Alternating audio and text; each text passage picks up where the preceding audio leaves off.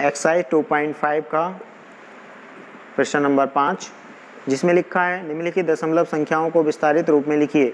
यानी हमें क्या करना है, इसका विस्तार रूप में लिखना है, यानी इनके स्थानीय मान के साथ गुणा करके दिखानी है। जैसे कि इसमें लिखा है 20.03, यानी अगर हम दशमलव के बाईं ओर चलते हैं तो 10 100 से गुणा होती जाती है। यानी जैसे कि आप दशमलव के अगर आप बाईं ओर को चलेंगे तो इकाई का मतलब गुणा 1 होता है, दहाई का मतलब गुणा 10 होता है, सैकड़े का मतलब गुणा 100 होता है।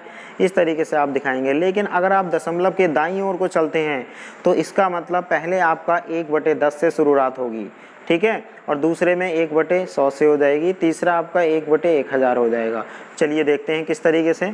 जैसे कि आप देख रहे हैं यहाँ पर लिखा है 20.03, 20.03, तो 20 में सबसे पहले आपका 2 लिखा है तो 2 में 10 से गुणा हुई है, 2 दाई 20, इसका मतलब 2 गुणा 10 प्लस फिर हम लिखेंगे 0 गुणा 1, क्योंकि 2 के बाद 0 है और यहाँ पर कोई भी अंक मौजूद नहीं है। तो इकाई अंक की 1 से गुणा होती है और इकाई अंक है 0, तो 0 गुणा 1, यानी 1 का मतलब इकाई और 10 का मतलब दहाई, तो इकाई दहाई, ठीक है। तो इकाई पर 0 है और दहाई पर 2 है। अब हम चलते हैं दाईं ओर, तो यहाँ 10 से शुरू होती है, वो भी बटे में, तो 0 गुणा 1/10, फिर 3 गुणा 1/100। अगर इसके आगे कोई और संख्या होती तो हम प्लस करके उसके गुणा में लिखते 1/1000, ठीक है। इस तरीके से बटे में 0 बढ़ते चले जाते हैं और दाईं ओर जो है गुणा में 0 बढ़ते चले जाते हैं।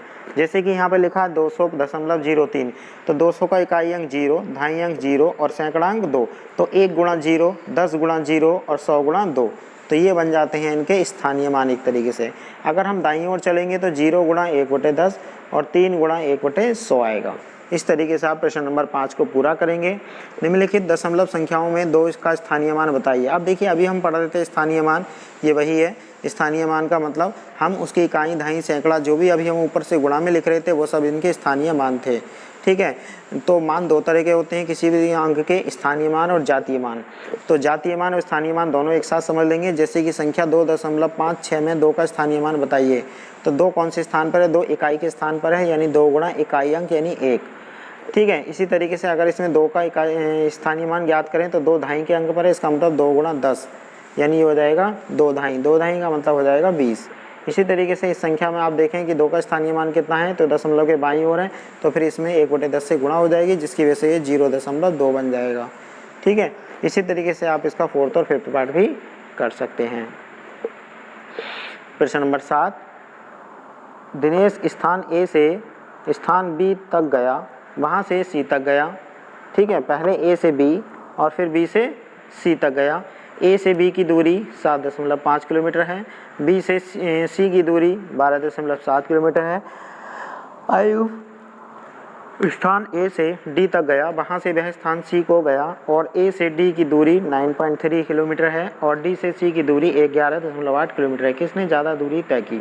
हम क्या करेंगे, दोनों के द्वारा तय की दूरी को देख लेंगे। क्या लिखिए, A से B तक की दूरी, B से C तक की दूरी, और इसी तरीके से आप हम बाकी दूरी को भी दिखा सकते हैं, जिसमें हम इस तरीके से चित्र में सभी दूरियों को प्रदर्शित कर सकते हैं।